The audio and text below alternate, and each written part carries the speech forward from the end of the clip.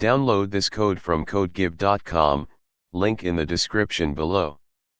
Understanding and overcoming common barriers with code examples. This tutorial delves into the concept of barriers in concurrent programming, explaining their purpose, common use cases, and the challenges programmers face when implementing and utilizing them. We'll cover different types of barriers, common pitfalls, and provide code examples in various languages to illustrate best practices. 1. What are barriers? In concurrent programming, a barrier is a synchronization primitive that forces multiple threads or processes to wait until each thread or process reaches a specific point in its execution before any of them can proceed. Think of it like a starting gate in a race. All racers must be ready, reach the gate, before the race can begin. All threads/processes can continue.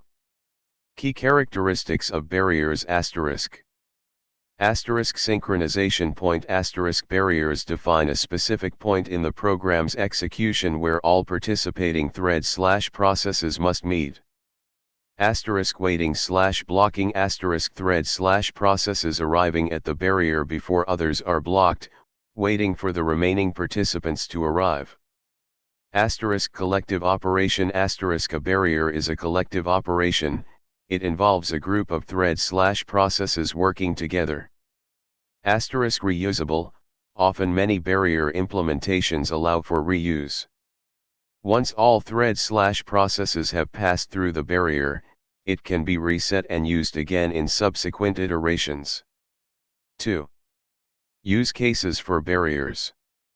Barriers are essential in scenarios where data dependencies or algorithmic requirements necessitate synchronization. Here are some common applications. Parallel algorithms image processing in parallel image filtering, each thread might process a region of an image.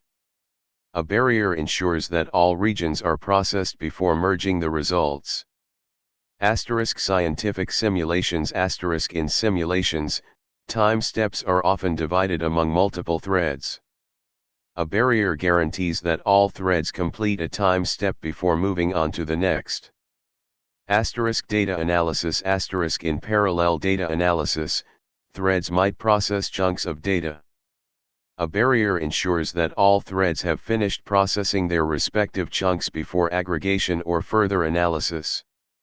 Data synchronization database transactions while databases have their own transaction management, a barrier can be useful in coordinating activities before or after a database transaction, especially if external computations are involved.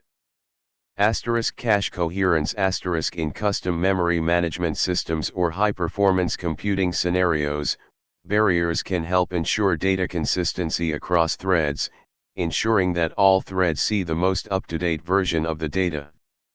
Phased computations game development in game loops, barriers can be used to synchronize phases like input processing, game logic updates, and rendering. Real-time systems in real-time systems, barriers can ensure that all processing units complete their tasks within a specific time frame. 3. Types of barriers. Barriers can be implemented in various ways, each with its own characteristics and suitability for different situations. Centralized barrier ** a single central entity, example a shared variable, a coordinator thread, tracks the arrival of threads. This is simple to implement but can become a performance bottleneck if the number of threads is large. Sense reversing barrier ** a more scalable approach where each thread updates a local sense flag and repeatedly checks a global shared variable. Threads switch their local sense when arriving and then loop until the global sense matches their local sense. This avoids the central bottleneck of updating a single shared counter. Tree barrier ** threads are organized in a tree-like structure. Each thread signals its parent when it arrives, and the signal propagates up the tree to the root. The root then signals the entire tree to release all threads. This offers better scalability compared to centralized barriers. Software barriers implemented purely in software using synchronization primitives like mutexes, condition variables, or atomic operations. Hardware barriers supported directly by the hardware, example specific CPU instructions. This is the most efficient but might not be available on all platforms. Counting barriers the most common type. A counter is initialized with the number of threads. Each thread that arrives decrements the counter atomically. The last thread to arrive resets the counter, often to the initial number of threads, and signals all waiting threads to proceed. 4. Common barriers and code examples. Let's look at examples in popular programming languages. A. C++ with std barrier, C++20 and later. C++20 introduced std barrier for easy and efficient barrier usage. Explanation include barrier, includes the necessary header. Std barrier, number _threads, creates a barrier object, initialized with the number of threads that will participate. B.arrive _ wait, this is the key. Each thread calls this method to signal its arrival at the barrier and waits until all number _ threads have called it. The function blocks until the final thread calls it, then releases all waiting threads. If number _ threads do not call arrive _ wait, the program will deadlock. B. Java with Java.utility concurrent.cyclic barrier. Java's cyclic barrier is a reentrant barrier, can be used multiple times. Explanation import Java.utility concurrent.cyclic barrier, imports the necessary class. Cyclic barrier equals new cyclic barrier, number threads, creates a cyclic barrier. The first argument is the number of threads. The optional second argument is a runnable that will be executed by the last thread arriving at the barrier before the threads are released. This is useful for performing tasks like combining results. Barrier.await, similar to arrive _ wait, this blocks the current thread until all threads have called await. Broken barrier exception this exception is thrown if a thread waiting at the barrier is interrupted or if the barrier is reset by another thread. Proper exception handling is crucial. A broken barrier renders the barrier unusable until it is reset. Cyclic barrier is reentrant you can use the same cyclic barrier object multiple times in the program's execution. Once all threads have passed through it, the barrier is automatically reset to its initial state, ready for the next iteration. C. Python with threading.barrier, Python 3.2 and later. Explanation import threading, imports the threading module. Barrier equals threading.barrier, number _ threads, creates a barrier object, initializing it with the number of threads. Barrier.wait, blocks the current thread until all threads have called wait. Broken barrier error Python's barrier class can raise a broken barrier error if the barrier is aborted. This needs to be handled gracefully to prevent unexpected program termination. The barrier automatically aborts if one of the threads waiting on it is interrupted. Resetting unlike Java's cyclic barrier, Python's threading.barrier is not automatically reusable. If a barrier is broken, due to an interruption, you'll need to create a new barrier object. D. C with system.threading.barrier. Explanation using system.threading, includes the necessary namespace. Barrier equals new barrier, number threads, creates a barrier object, initialized with the number of participants. Similar to Java, it accepts an optional delegate, an action barrier, that's executed by the last thread arriving at the barrier before other threads are released. The delegate has the barrier itself as a parameter. *barrier.signal_and_wait signals that the thread has arrived at the barrier and waits for all other threads. Crucially, signal and wait, both signals arrival and waits, unlike separate signal and wait operations you might see in other low-level synchronization primitives. *phases *C's barrier manages a concept of phases. Each time all threads pass through the barrier advances to the next phase, and current phase number is incremented. This is useful for coordinating multiple iterations of a parallel computation. *post-phase action *The action barrier passed to the constructor is called after each phase completes, providing a way to perform actions like combining results, reinitializing data, etc. *participants *threads can be added or removed from the barrier at runtime with add participant, and remove participant. This allows the number of threads synchronized by the barrier to change dynamically. 5. Common barriers with code examples, manual implementations, for understanding. While modern languages provide built-in barriers, understanding how to implement one yourself can be valuable. Here's a basic implementation in C++ using mutexes and condition variables. This is not as efficient as std barrier, but serves as a pedagogical example. Explanation ** count, the number of threads that still need to arrive at the barrier. * initial count, the initial number of threads. * mutex, a mutex to protect access to count. * cv, a condition variable used to signal waiting threads. * wait. * the thread acquires a lock on the mutex. * it decrements count. * if count reaches 0, it means all threads have arrived. The count is reset to initial count, and all waiting threads are notified via cv notify_all. * if count is not 0, the thread waits on the condition variable cv. The thread releases the lock and goes to sleep. It only wakes up when cv notify_all is called and the predicate count == initial count is met, meaning the barrier has been reset. 6. Common pitfalls and how to avoid them. Using barriers effectively requires careful consideration. Here are common mistakes and strategies to prevent them.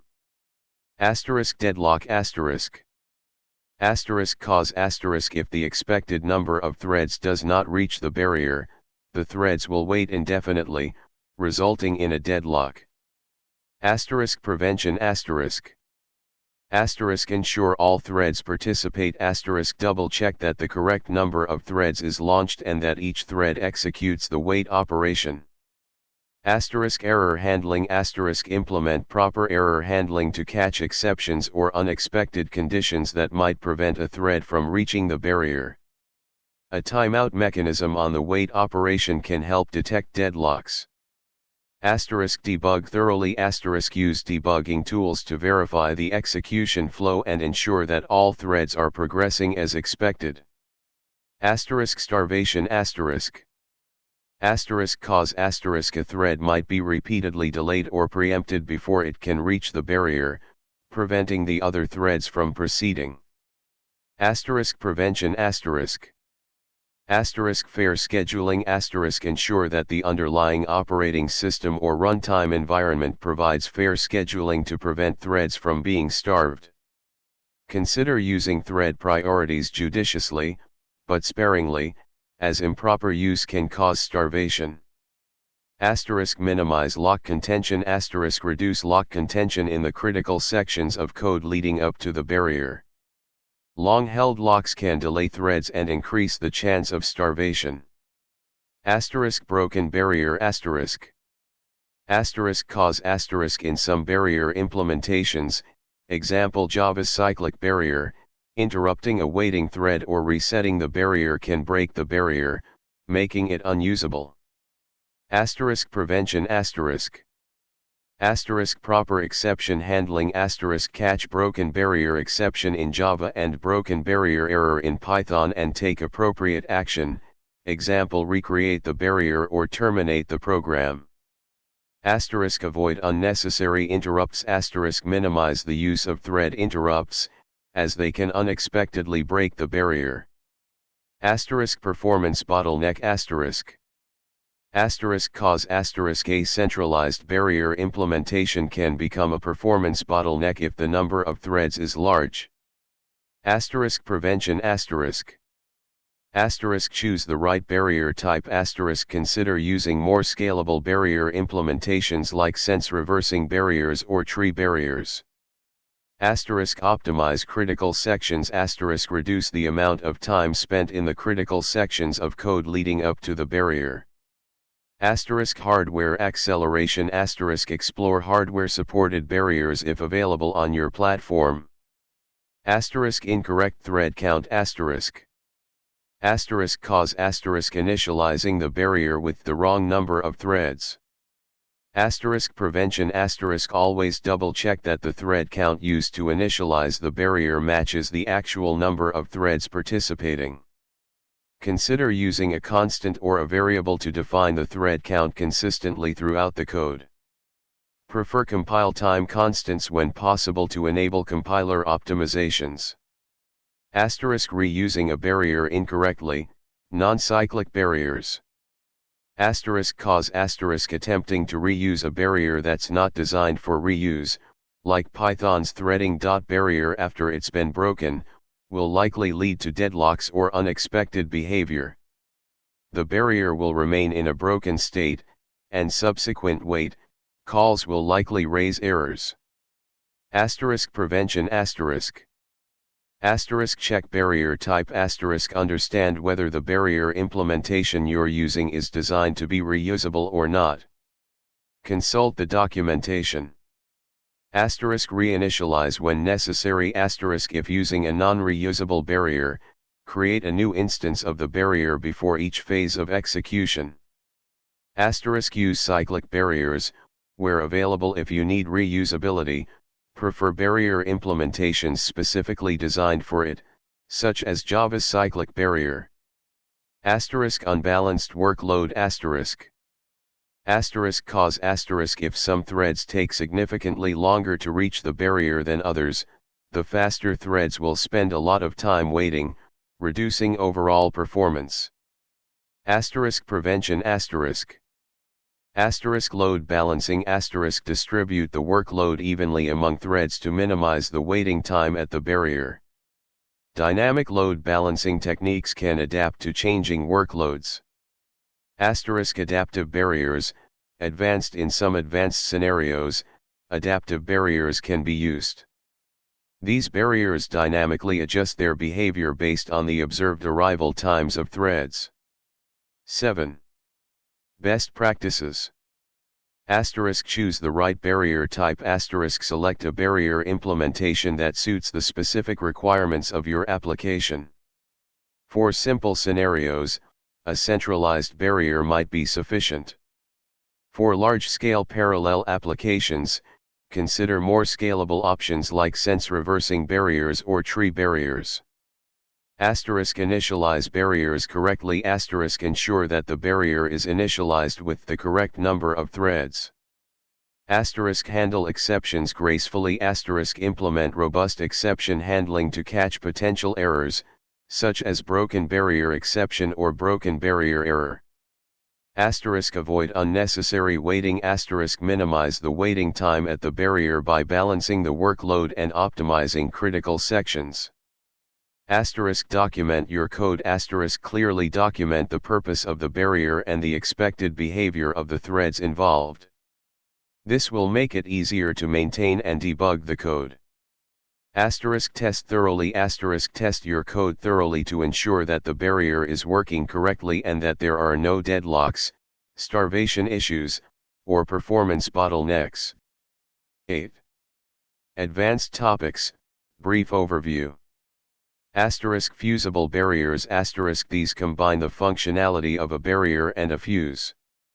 If a thread detects an error or a condition that requires termination, it can fuse the barrier, causing all other threads to abort and exit gracefully.